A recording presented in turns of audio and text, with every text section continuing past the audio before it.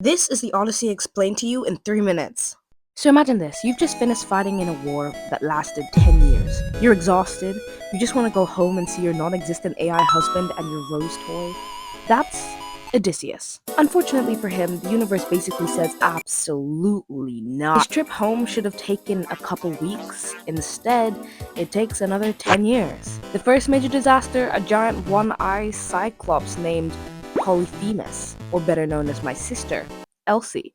Odysseus traps the Cyclops, blinds him, and escapes. Great, amazing, home is calling. But then, Odysseus just can't resist showing off. So he sails away and yells, "By the name, my name is Odysseus." Turns out, the Cyclops is a snitch, and he ran into Daddy Poseidon, the asshole that didn't let Ariel be a part of our world. Someday I'll be part of your to get back home. Now Poseidon has a personal vendetta because he blinded his son. Congratulations, you just made the ocean itself your biggest hater. Quite the opposite of Moana. From there, everything gets worse. My other sister, a witch, turns his crew into pigs. He sails past Sirens, women whose singing is so beautiful that sailors crash their ships trying to get closer.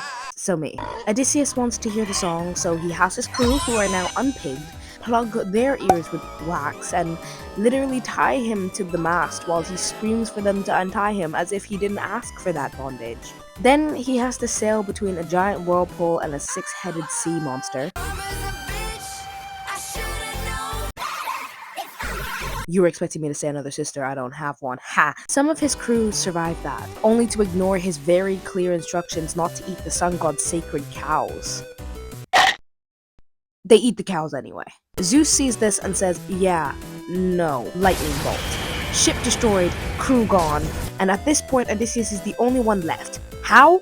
Pure plot armor. He washes up on an island where a goddess named Calypso basically keeps him there for years because she wants him to stay with her. Exactly how I felt after telling my crush I liked him. Do what you gotta do, baby. He thinks I'm weird. Eventually, the other gods step in and say, girl, let him go, this is crazy, like. So he finally gets another chance to sail home. Meanwhile, Back in Ithaca, everyone assumes Odysseus is dead. A bunch of random men move into his house, eat all his food, spend his money, and constantly ask his wife Penelope to marry one of them, because ancient Greek men didn't know the word no, even if it slapped them with a lightning bolt. Penelope is incredibly clever. She keeps saying she'll choose a husband after she finishes weaving a cloth. Every night, she secretly unweaves everything she did during the day. How clever. Finally, Odysseus makes it home, but disguised as a beggar. Nobody recognizes him.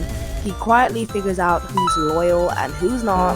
Then, boom, he reveals who he is, grabs his bow, and defeats every single suitor who invaded his home. He reunites with Penelope, gets his kingdom back, and after 20 years, the man can finally go back to his existing wife and rose toy.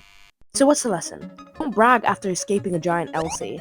Listen when someone says, don't eat the sacred cows, and maybe don't make the literal god of the sea your enemy. In all seriousness, I remember having to translate some of this story from Latin into English, and I have never been more suicidal.